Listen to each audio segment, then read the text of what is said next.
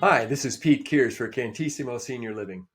Cantissimo Senior Living was created to provide education, community, and services to the senior living market. We understand the anxiety in choosing a senior lifestyle. We're trusted advisors providing free information and resources in simple, straightforward language to help individuals discover vibrant, worry-free lifestyles. Check us out at CantisimoSeniorLiving.com. Cantissimo Senior Living, experience beyond measure. This video is the fourth in a series about establishing a second home. It's common to think of acquiring a second home as a full owner. In its purest form, full ownership of a second home means you are the only person on the title and the mortgage. However, it is not unusual for couples to have both names on a home's legal documents and still consider it a full ownership situation. Also, full ownership means the owner has rights to living in the property all year.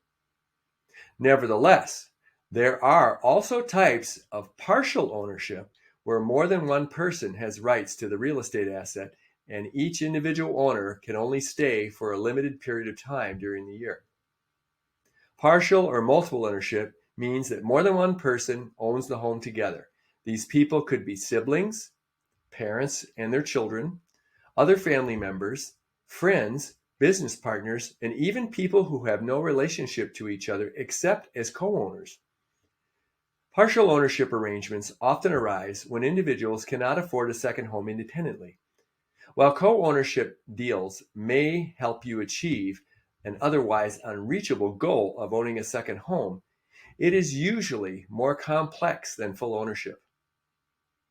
There are three primary ways second home partial ownership can be handled: joint tenancy, tenancy in common, and fractional ownership. First, joint tenancy. In a joint tenancy situation, ownership shares are divided equally, no matter how much each owner has invested. As a result, owners are equally entitled to enjoy the property's benefits. Still, they are equally responsible for mortgage payments and property taxes. If an owner fails to pay, the others must fill in the gap. One distinctive feature of joint tenancy is that shares cannot be inherited upon the owner's death.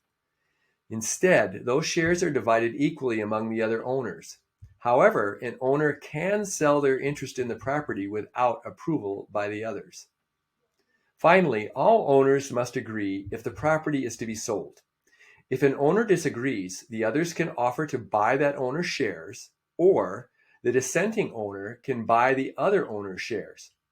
If neither option is available, the owners who want to sell can seek a court order to force the sale. However, they need to convince the court that there is a good reason for selling. Next, tenancy in common. Under tenancy in common, shares in the property are divided according to how much each owner has invested. Even so, each owner has full rights to use the property during their allotted time. In addition, unlike joint tenancy, tenancy in common allows shares to be inherited, and sales of shares must be approved by other owners. When the property is sold, all parties must agree to do so, and proceeds are divided based on what percent of the purchase price each owner paid. Finally, fractional ownership. Fractional ownership is an emerging partial ownership model. Sometimes the term is used to describe more conventional partial ownership arrangements where multiple individuals own a property together. However, companies like Pacaso and Flyway have packaged and popularized the concept. These organizations purchase properties, create an LLC, and sell shares. Buying one or more shares means the purchaser owns a percentage of the real estate asset and is entitled to use the property annually for the time equivalent to that percentage. So, for example, owning 1/6 of the property gives that owner the right to stay for 60 days per year. Sometimes fractional ownership is mistakenly thought to be another form of timeshare.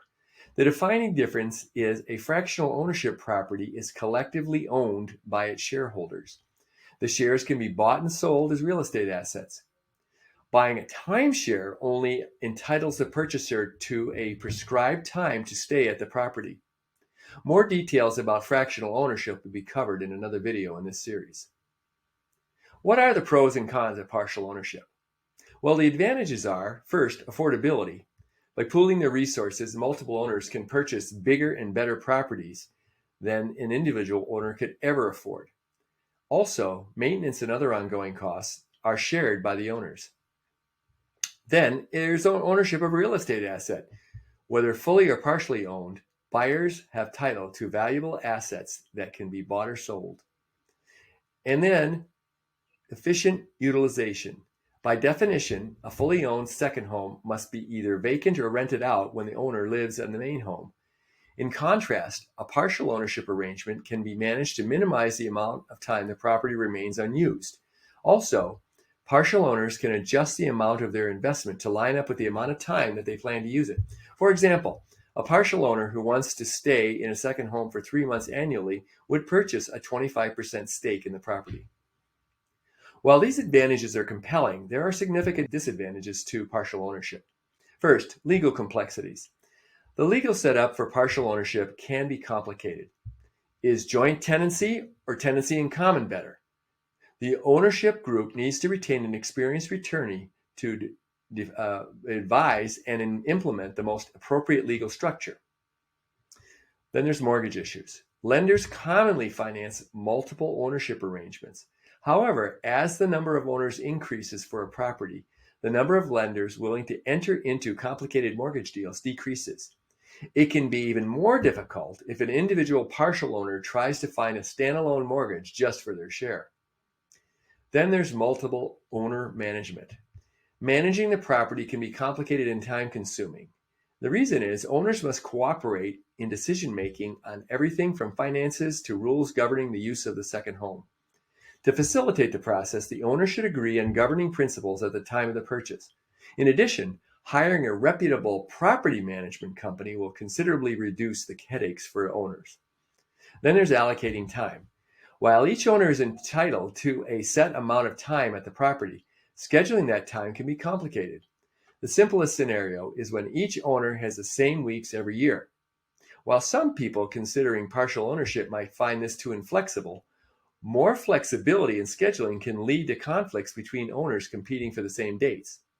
Therefore, agreeing at the outset on a scheduling protocol is essential. In this regard, automated solutions can greatly alleviate problems. Partial ownership can be a good alternative for those who might not be able to afford a second home. However, it's a good idea to research all the pros and cons before deciding if it works for your situation. In the next video in this series, we'll take a deeper dive into fractional ownership. All the videos in this series can be found at www.cantissimoseniorliving.com/videos. This is Pete Kears for Cantissimo Senior Living. Talk to you next time.